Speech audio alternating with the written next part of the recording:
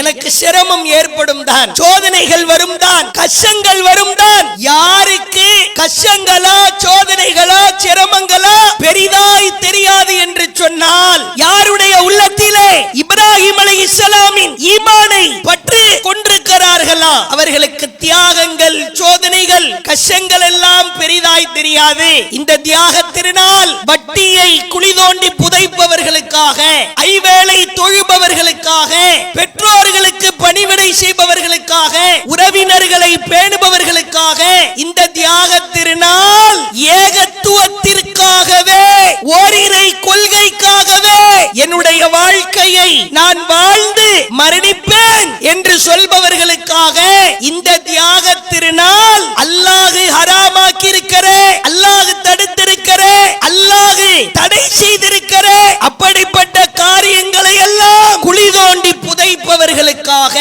கண்ணியத்திற்குரிய எல்லாம் வல்ல ஏக இறைவனின் அடியார்கள, அல்லாஹுவின் மகத்தான பேரருளால் தியாக திருநாள் ஈதுல் அத்ஹா இறை அருள் இறங்கிக் கொண்டிருக்கிற சபையிலே நாமெல்லாம் இறைவனின் திருப்பொருத்தத்தை நாடி ஒன்று குழுமியிருக்கிறார். இந்த நாளுக்கு சொந்தக்காரர் நம்முடைய முன்னோர். அல்லாஹ் திருக்குர்ஆனில் நீ முஸ்லிமாக வாழ்வதாக இருந்தால் இப்ராஹீமை போன்று வாழ வேண்டும், இப்ராஹீமின் கொள்கையில்தான் வாழ வேண்டும், இப்ராஹீமின் மார்க்கத்தை தான் நீ பின்பற்ற வேண்டும் என்று திருக்குர்ஆனில் ஏராளமான இடங்களில் அல்லாஹ் வலியுறுத்துகிறான். நம் சமூகத்திற்கு 2 பெயர்களை அல்லாஹ் சூட்டுகிறான். அதிலே முதலாவது பெயர் மில்லத்தை இப்ராஹீம். இப்ராஹீமின் வழிமுறையை நீங்கள் பின்பற்ற வேண்டும் என்பதை அல்லாஹ் வலியுறுத்துகிற விதமாய் மில்லத்தை இப்ராஹீம் என்கிற பட்டத்தை அல்லாஹ் சூட்டுகிறார். நீங்கள் சற்று ஆழமாய் சிந்தித்து பார்க்க வேண்டும். இன்றைக்கு அல்லாஹுவின் பேருதவியால் நிம்மதியாய் மகிழ்ச்சியாய் சந்தோஷமாய் புத்தாடைகள் அணிந்து குடும்பத்தோடு நாம் இந்த நன்னாளை கொண்டாடி கொண்டிருக்கிறோம். இந்த கொண்டாட்டத்திற்கு பின்னணியை சற்று ஆழமாய் சிந்திக்க வேண்டும். தியாகம், சிரமம், சோதனைகள், கஷ்டங்கள், இவைகளுக்கு பிறகு ஒரு கொண்டாடுகிற நாளை அல்லாஹ் வழங்குகிறான். யாருக்காக இழக்க வேண்டும் என்பதை இப்ராஹிம் அலைஹிஸ்ஸலாம் மிக அழுத்தமாய் பாடம் நடத்தினார்கள். மனைவியை, பிள்ளைகளை, குடும்பத்தாரை கண்காணிக்க சொல்வது இறைவன்தான். மனைவிக்கு பணிவிடை செய்ய வேண்டும், பிள்ளைக்கு அவருக்கு தேவையானவற்றை செய்து கொடுக்க வேண்டும் தான், குடும்பத்தாரை பாதுகாக்க வேண்டும் தான். ஆனால் என் மனைவியை விட, நான் பெற்றெடுத்த பிள்ளைகளை விட, என் குடும்பத்தாரை விட அல்லாஹ்வின் மீது நான் கொண்ட நேசம் அதிகமாய் இருக்கும் என்பதை உலகத்திற்கு பறைசாற்றியவர் இப்ராஹிம் அலைஹிஸ்ஸலாம். அல்லாஹ் என்ன சொல்ல வருகிறான்? இந்த உலகத்தில் முஸ்லிமாக வாழுகிற ஒவ்வொருவரும் நீ எதை நேசிக்கிறாயா, எதன் மீது பற்று கொண்டிருக்கிறாயா, எதை அதிகமாய் விரும்புகிறாயா, அந்த நேசமோ அந்த பற்றோ அந்த பிரியமோ அல்லாஹுவை விட, அல்லாஹுவின் மீது கொண்டிருக்கிற நேசத்தை விட உயர்வானதாய் ஒருபோதும் இருக்கக்கூடாது. உன் குடும்பத்தாரை, உன் மனைவியை, உன் பிள்ளைகளை, உன் பொருளாதாரத்தை நீ அல்லாஹுவை விட அதிகமாய் நேசித்தால் இப்ராஹீமின் மார்க்கத்தில் நீ இல்லை என்று பொருள். தியாகத்திற்கு பிறகு, பல்வேறு சிரமங்களுக்கு பிறகு நாம் கொண்டாடுகிற நாளாய் ஒரு நாளை தேர்ந்தெடுக்கிறோம் என்று சொன்னால் அல்லாஹ் பாடம் நடத்துகிறான். நீ உயிரோடு வாழுகிற பொழுது எவ்வளவு சிரமத்தை அனுபவிக்கிறாயா, கஷ்டத்தை அனுபவிக்கிறாயா? நீ மரணித்ததற்கு பிறகு உன் கபரு வாழ்க்கை கொண்டாடுகிற நாளாய் மாறும். உன் மறுமை வாழ்க்கை கொண்டாடுகிற நாளாய் மாறும்.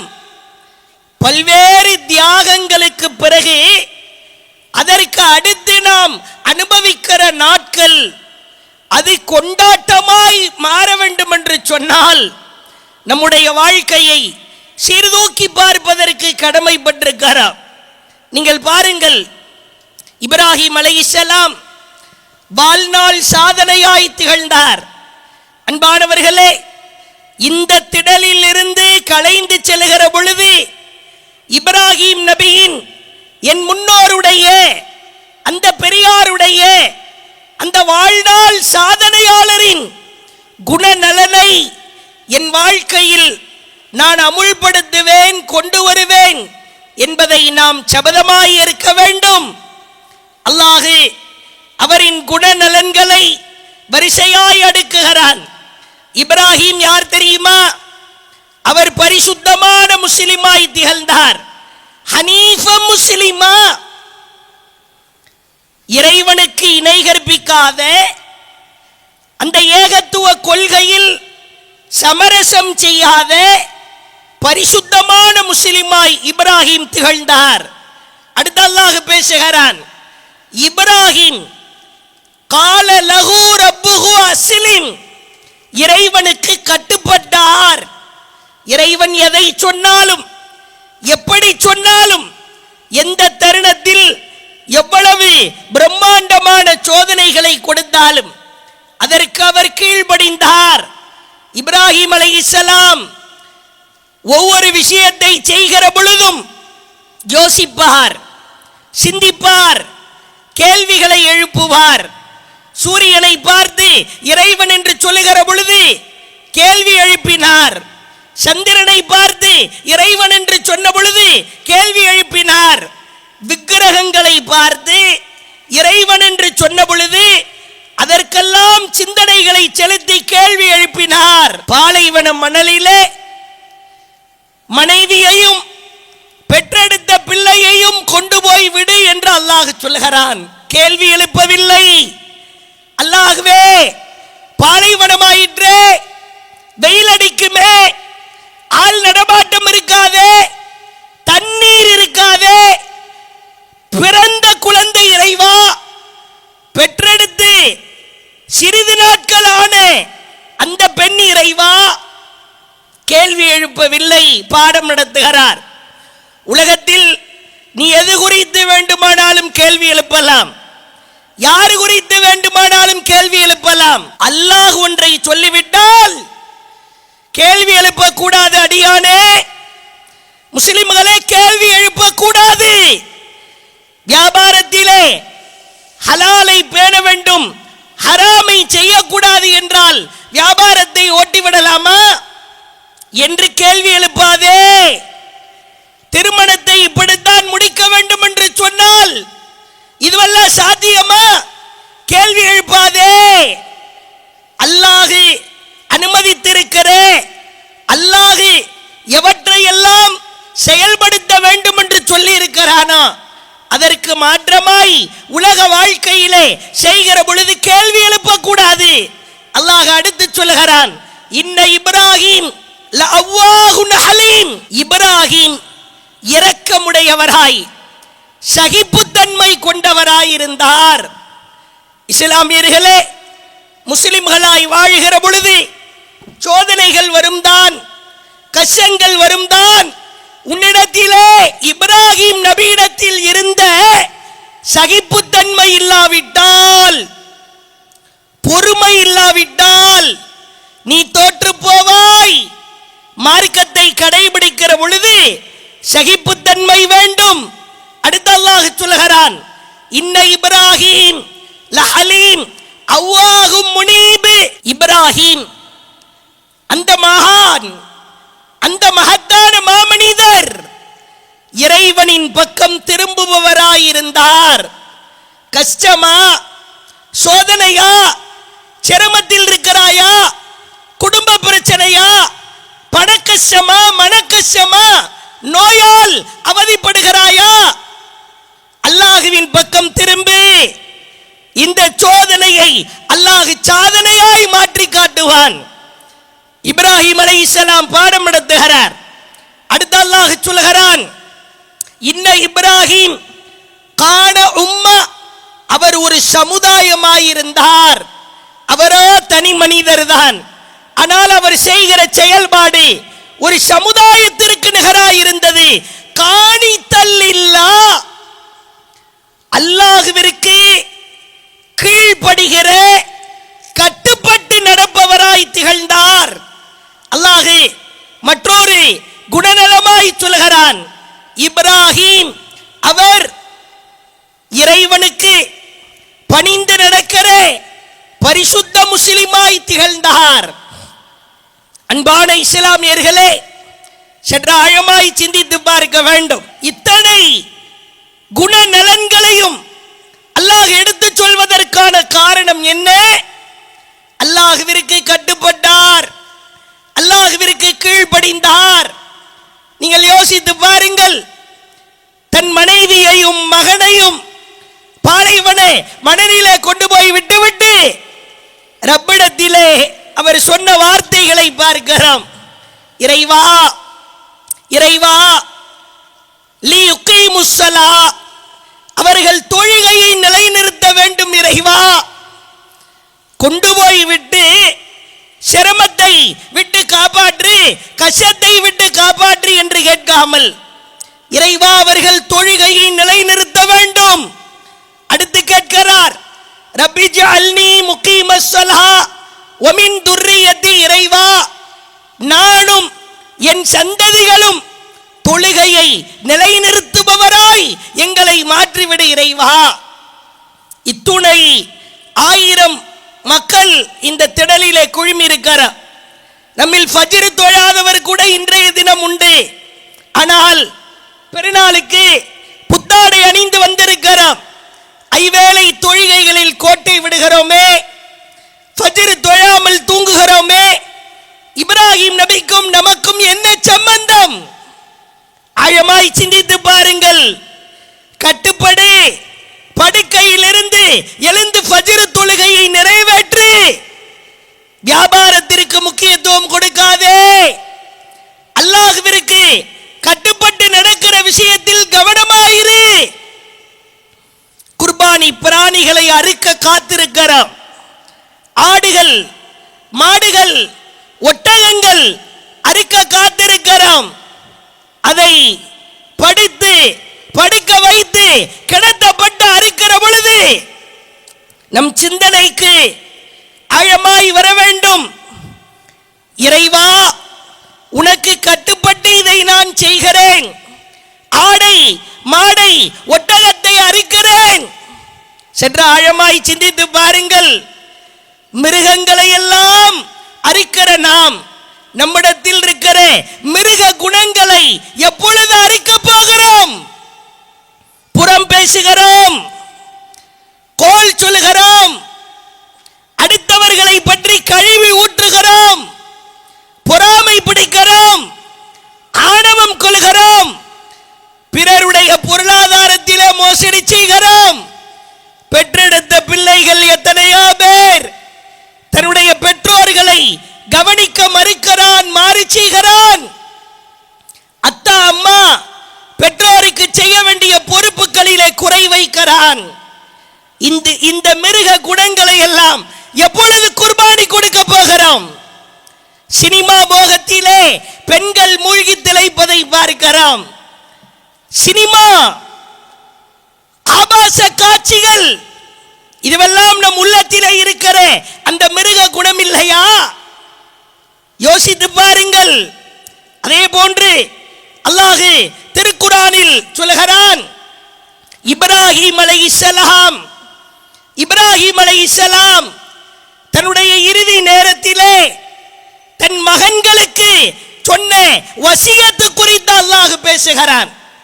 இறுதியாய் பாருங்கள், 2வது அத்தியாயம் 132வது வசனம். அல்லாஹ் பேசுகிறான், ஓவஸ்ஸா பிஹா இப்ராஹிம் பனீஹி, இப்ராஹிம் தன் பிள்ளைகளை அழைத்தார், வசியத்து செய்தார். பெற்றோர்களே, ஆண்களே, பெண்களே, யோசித்து பாருங்கள். இப்ராஹிம் தன் மகன்களை அழைத்தார், வசியத்து செய்தார். யா பனியே, என் அருமை மகன்களே, இன்னல்லாஹ அஸ்தஃபா லக்கும், அல்லாஹ் உங்களுக்காக லக்குமுத்தீன், இந்த மார்க்கத்தை தேர்ந்தெடுத்திருக்கிறான். இந்த மார்க்கத்தை அல்லாஹ் உங்களுக்காக தேர்ந்தெடுத்திருக்கிறான். ஃபலா தமூதுன்ன இல்லா வ அன்தும் முஸ்லிமூன், நீங்கள் முஸ்லிம்களாகவே தவிர மரணிக்க கூடாது. முஸ்லிம்களே, அடுத்தவனை அண்ணாந்து பார்க்காதே, அந்நியனை பார்க்காதே. அடுத்தவன் சுகமாய் வாழ்கிறான், சொகுசாய் வாழ்கிறான் என்று பார்க்காதே. நீ வாழ்கிற இந்த மார்க்கத்தை விட, இப்ராஹிமின் மார்க்கத்தை விட உன்னதமான மார்க்கம் உலகத்தில் இல்லை. பிள்ளைகளை அழைத்து சொல்கிறார், உங்களுக்காக அல்லாஹ் இந்த மார்க்கத்தை தேர்ந்தெடுத்திருக்கிறான். முஸ்லிம்களாகவே தவிர நீங்கள் மரணிக்க கூடாது. நாமெல்லாம் உண்மை வழியில் நின்று பரிசுத்தமாய் வாழ்ந்த இப்ராஹிமின் மார்க்கத்திலே இருக்கிறோம். சிந்தித்து பாருங்கள். எக்காரணம் கொண்டும் நம்முடைய வாழ்க்கையிலே இப்ராஹிம் அலைஹிஸ்ஸலாமின் குணநலன்கள் இல்லாமல் வாழ்ந்து எந்த பிரயோஜனமும் இல்லை. தியாக திருநாள் என்ன படிப்பினை பெற்றோம்? உலகத்திற்காக தியாகம் செய்கிறோம், குடும்பத்திற்காக தியாகம் செய்கிறோம், மனைவி மக்களுக்காக தியாகம் செய்கிறோம். இளைஞர்களே, இப்ராஹிம் அலைஹிஸ்ஸலாம் இந்த மார்க்கத்திற்காக தியாகம் செய்தார். இஸ்லாமிய பெண்களே, இப்ராஹிம் அலைஹிஸ்ஸலாமின் மனைவியர் இம்மார்க்கத்திற்காக தியாகம் செய்தார்கள். சற்று ஆழமாய் உங்கள் உள்ளத்திலே கேள்வி எழுப்புங்கள். அல்லாஹ்வின் தூதர் ஸல்லல்லாஹு அலைஹி வஸல்லம் அவர்கள் ஒரு போர்க்களத்திலே இருக்கிற பொழுது அதிலே காயம் ஏற்பட்டு கைகளில் இருந்து அப்படியே இரத்தம் சொட்டுகிறது. அல்லாஹ்வின் தூதர் சொன்னார்கள், கைகளில் இருந்து விரல்களில் இருந்து இரத்தம் சொட்டுகிற பொழுது அல்லாஹ்வின் தூதர் சொன்னார்கள், வஃபீ சபீலில்லாஹி மா லகீத், விரலே நீ இரத்தம் சிந்துகிறாய்தான், எனக்கு வலிக்கிறது தான், ஆனால் நீ யாருக்காக இரத்தம் சிந்துகிறாய்? அல்லாஹ்விற்காக இரத்தம் சிந்துகிறாய். அதை நான் பொருந்திக் கொள்கிறேன். அல்லாஹ்விற்காக நாம் என்ன தியாகம் செய்கிறோம்? எது தியாகம்? இப்ராஹிம் அலைஹிஸ்ஸலாம் அவர்களின் மார்க்கத்தை பற்றி பிடித்த நபி தோழர்களின் வாழ்க்கையை பார்க்கிறோம். ஆசிம் இப்னு சாபித், ஹுபைப் போன்ற நபி தோழர்கள் துண்டு துண்டாய் வெட்டப்பட்டார்கள். இறைவனுக்காக தியாகம் செய்கிற பொழுது, சோதனைகளை அனுபவிக்கிற பொழுது அல்லாஹ் மகத்தான பாக்கியத்தை தருவான். ஒரே ஒரு செய்தியை நீங்கள் பார்க்கலாம். ஆசிம் பின் சாபித் என்கிற இளைஞர் குர்ஆனை சுமந்தார், இஸ்லாத்தை சுமந்தார். இறைவனின் மார்க்கத்திற்காக போர்க்களத்திலே கலந்து கொண்டு எதிரிகளுக்கு மத்தியிலே துண்டாடப்பட்டார்.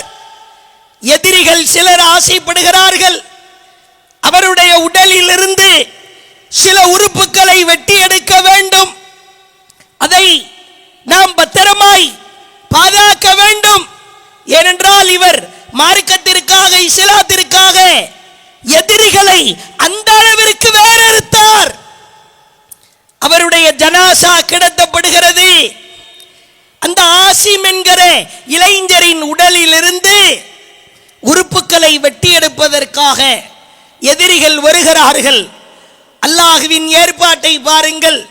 சற்று காது கொடுத்து கேட்க வேண்டும். தியாகம் என்றால் என்ன? மரணித்து விட்டார், ஜனாசா கிடக்கிறது. அல்லாஹ் அந்த எதிரிகள் அப்படியே ஆசிம் அவர்களின் உடலை நெருங்குகிற பொழுது வானத்திலிருந்து பிரம்மாண்டமான ஆண் தேனீக்களை அனுப்புகிறான். அவர் உடலை அப்படியே பாதுகாக்கிறான். மனிதர்களால் பாதுகாக்க முடியவில்லை. எதிரிகள் கடுமையான கோபத்திலே இருக்கிறார்கள். நீ எனக்காக தியாகம் செய்கிற பொழுது நீ மரணித்து விட்டாலும் கூட உன் ஜனாசாவை நான் பாதுகாப்பேன் என்று ஆண் தேனீக்களை வைத்து அல்லாஹ் பாதுகாக்கிறான். எதிரிகள் உடல் உறுப்புகளை நெருங்க வருகிற பொழுது அந்த ஆண் தேனீக்கள் அப்படியே எதிரிகளை கொத்தி அவர்களை பாடாய்படுத்துகிறது. நாம் மரணித்தால் கூட நம் ஜனாசா தாவா செய்ய வேண்டும், அப்படித்தான் செய்திருக்கிறது. அன்பானவர்களே, தியாகம் செய்கிறோமா? நம்மால் ஹலாலை பேணி ஹராமை இழக்க முடியவில்லையே. அடுத்தவர்களின் பொருளாதாரத்திற்கு ஆசைப்படுகிறோம், ஏமாற்றுகிறோம், சினிமா படங்களை பார்க்கிறோம், பாடல்களை கேட்கிறோம். சினிமா கூத்தாடிகள் என்று வந்துவிட்டால் அவர்களுக்கு பின்னால் அணிவகுத்து நிற்கிறோம். தியாகம் செய்ய வேண்டும். இறுதியாய் பாருங்கள், இந்த தியாக திருநாள் யாருக்கு? எனக்கு சிரமம் ஏற்படும் தான், சோதனைகள் வரும் தான், கஷ்டங்கள் வரும் தான். யாருக்கு கஷ்டங்களோ சோதனைகளோ சிரமங்களோ பெரிதாய் தெரியாது என்று சொன்னால், யாருடைய உள்ளத்திலே இப்ராஹிம் அலைஹிஸ்ஸலாமின் ஈமானை பற்று கொண்டிருக்கிறார்களோ அவர்களுக்கு தியாகங்கள் சோதனைகள் கஷ்டங்கள் எல்லாம் பெரிதாய் தெரியாது. நெருப்பு குண்டத்திலே தூக்கி எறிகிற பொழுது நெருப்பை அணைத்து அல்லாஹ் காப்பாற்றவில்லை, நெருப்பை குளிரச் செய்து அல்லாஹ் காப்பாற்றுகிறான். நீங்கள் சோதனைகள் சிரமங்கள் வேதனைகளை சகித்துக் கொள்கிற பொழுது அல்லாஹ் மகத்தான பாக்கியத்தின் மூலமாய் நம்மை அப்படியே போர்த்துவான்.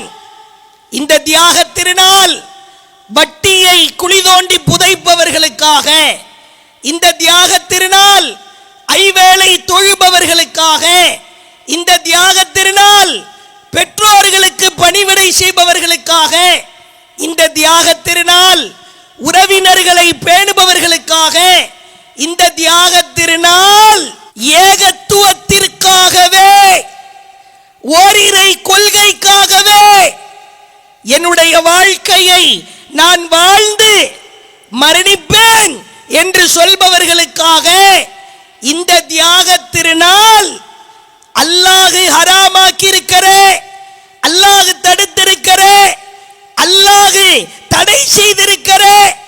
அப்படிப்பட்ட காரியங்களை எல்லாம் குழி தோண்டி புதைப்பவர்களுக்காக வாழ்நாளிலே தியாகங்கள் சோதனைகள் சிரமங்கள் அனுபவித்ததற்கு பிறகு கொண்டாட்டம் தான். இன்ஷா அல்லாஹ் நம்முடைய வாழ்க்கையிலே என்னென்ன அழுக்குகள் இருக்கிறதோ, கசடுகள் இருக்கிறதோ, குர்பானி பிராணிகளை அறுக்கிற பொழுது அப்படிப்பட்ட கேடுகட்ட குணநலன்களையும் மன இச்சைகளை குழி தோண்டி புதைப்பதையும் நம்மிடத்திலே உள்ளத்திலே இருக்கிற மோசமான செயல்பாடுகளையும் குர்பானி பிராணியை அறுக்கிற பொழுது அந்த மோசமான குணநலன்களையும் அறுத்து முடிப்போம் என்று கேட்டு இப்ராஹிம் அலைஹிஸ்ஸலாம் இந்த உம்மத்திற்கு செய்த வசியத்துக்களாய் இந்த பாடங்களை இந்த இடத்திலே நாம் கற்றுக்கொள்ள வேண்டும். சமூகத்தை நீங்கள் பார்க்கலாம். முஸ்லிம்கள் என்று வந்துவிட்டால், இஸ்லாமியர்கள் என்று வந்துவிட்டால் கடுமையான சிரமத்தை கொடுக்கிறார்கள். பள்ளிவாசல்களிலே கை வைக்கிறார்கள். வணக்க வழிபாடு செய்வதற்கு தடுக்கப்படுகிறார்கள். உலகளாவிய அளவிலே கஸ்ஸா, பலஸ்தீன் போன்ற பகுதிகளை எல்லாம் பார்க்கலாம். இஸ்லாத்திற்காக வாழுகிற பொழுது கடுமையான அடக்குமுறைகள் சோதனைகள் உலகளாவிய அளவிலே நடக்கிறது. இஸ்லாமியர்களை முஸ்லிம்களை பாதுகாக்க இந்த இடத்தில் அல்லாஹ்விடத்தில் கையேந்தி மன்றாடுங்கள். உடனே கடைந்து உடனே புறப்பட்டு சென்று விடாமல், உறவினர்களை பகைத்து வாழ்கிறோமா, இன்றோடு சேர்ந்து விடுங்கள். யாருக்கும் பாவம் செய்திருக்கிறோமா, மன்னிப்பு கேட்டு விடுங்கள். யாரையும் ஏமாற்றி இருக்கிறோமா, அவர்களின் கரங்களை பிடித்து அல்லாஹ்விற்காக மன்னித்து விடுங்கள் என்று கேளுங்கள். ரப்புக்கு பாவம் செய்கிறோமா, தனிமையிலே அந்தரங்கத்திலே அசிங்கத்தை செய்கிறோமா, இந்த இடத்தில் கையேந்துங்கள். இறைவா, இன்றோடு என்னுடைய அசிங்கமான அந்தரங்கமான பாவங்களை எல்லாம் இறைவா நீ மன்னித்து விடு. இறைவா, அல்லாஹ்விடத்திலே கேளுங்கள். பண கஷ்டமா, மன கஷ்டமா, குடும்பத்திலே பிரச்சனையா, இந்த அருள் இறங்குகிற இந்த இடத்தில் அல்லாஹ்விடத்திலே கையேந்தி விட்டு கலைந்து செல்வோம். தர்மம் அதிகமாய் செய்ய வேண்டும். பெண்கள் தங்களுடைய காதணிகள், கழுத்து மாழைகள், கொலுசுகள் நகைகளாய் ஆபரணமாய் அள்ளி அள்ளி போட்டிருக்கிறார்கள். அவ்வளவு தூரம் இல்லாவிட்டால் கூட தயவு செய்து இந்த சபையிலே அதிகமாய் தர்மம் செய்துவிட்டு கலைந்து செல்வோம். இப்ராஹிம் அலைஹிஸ்ஸலாமின் குணநலனை, அவர் செய்த வசியத்தை, அவருடைய ஈமானை போன்று என் ஈமான் மாற வேண்டும் இறைவா என்று கேட்டுவிட்டு இந்த சபையை விட்டு கலைந்து செல்வோம். வாஹிர் தஅவானா அனில் ஹம்துலில்லாஹி ரப்பில் ஆலமீன். அஸ்ஸலாமு அலைக்கும் வரஹ்மத்துல்லாஹி வபரகாத்துஹு.